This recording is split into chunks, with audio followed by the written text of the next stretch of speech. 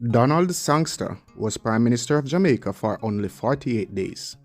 He succeeded Jamaica's first Prime Minister in political independence, Sir Alexander Bustamante.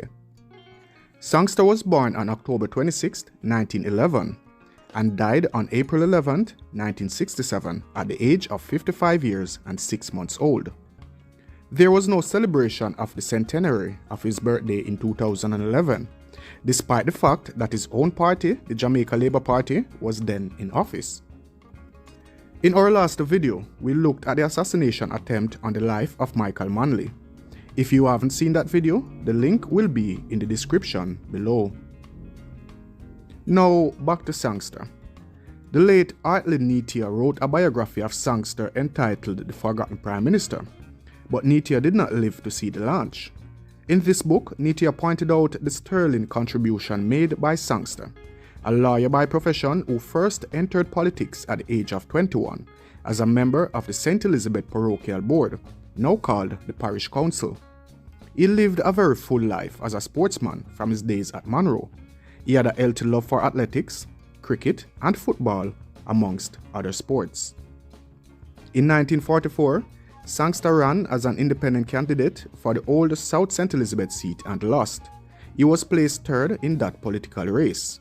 But it was a narrow loss, with less than 300 votes separating him from the winner, Burnett Bertright Coke, who had won for the JLP. In 1949, Donald Sangster ran as a JLP candidate, while Coke was an independent. This time, Sangster won by a narrow margin of 48 votes. He was appointed Minister of Social Services between 1949 and 1953, Minister of Finance from 1953 to 1955, and again from 1962 to 1967, and acted as his own Minister of Finance. By 1955, the member of the House of Representatives for the old North Clarendon constituency, B.B. Coke, defected to the People's National Party and defeated Sangster by a few thousand votes. It was upon the disqualification of George Perrier on the grounds of defamation of character of another candidate that Sangster won a by-election in December 1955. Incidentally, the late Rose Leon was also disqualified for the same reason of defamation. Thereafter, Sangster was re-elected at every election until his untimely death in Canada in 1967. Donald Sangster's greatest contribution took place during his years as the Deputy Prime Minister of Jamaica.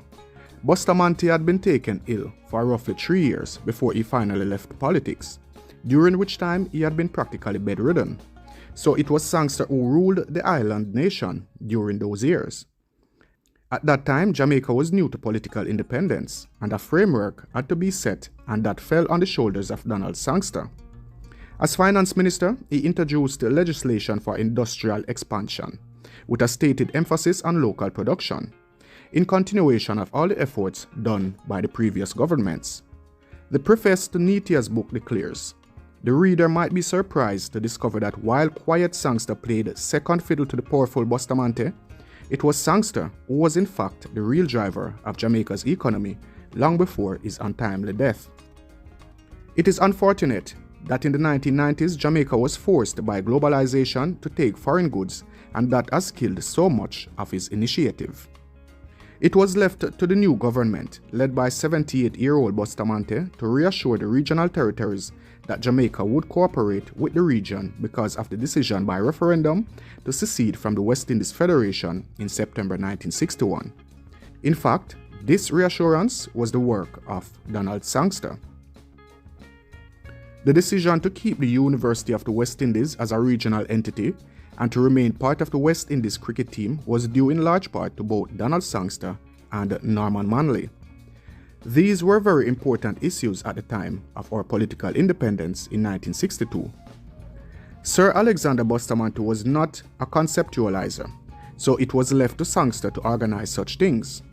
Sangster accompanied Bustamante to the United Nations and also on a visit to the US President John F. Kennedy. According to an anecdotal, Kennedy asked Bustamante what was his foreign policy, and apparently, Sir Alexander only heard the word policy.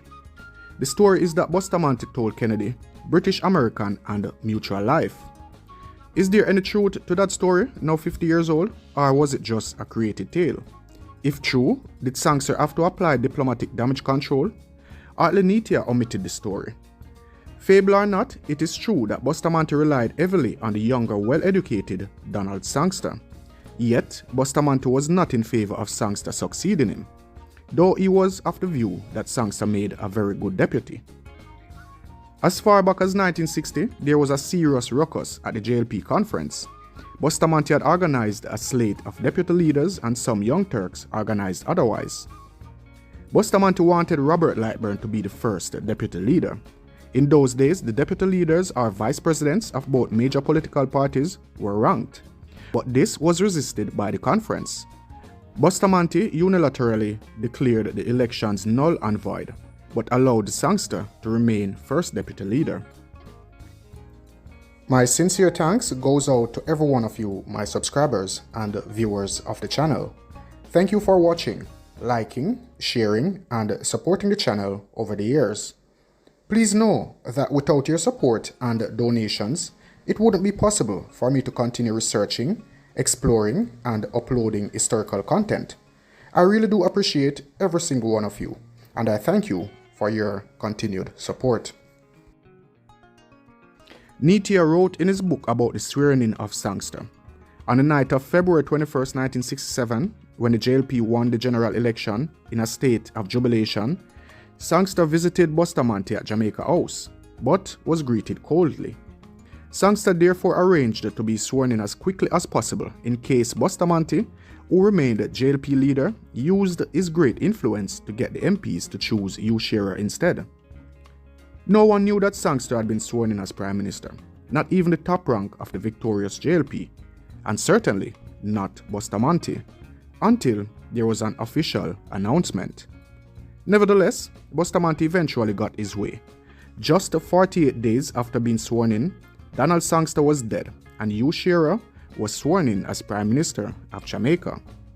Interested and want to learn more about this period of Jamaican history? The book, The Forgotten Prime Minister, by Artley Netia might be a good starting point. Thank you so much for watching.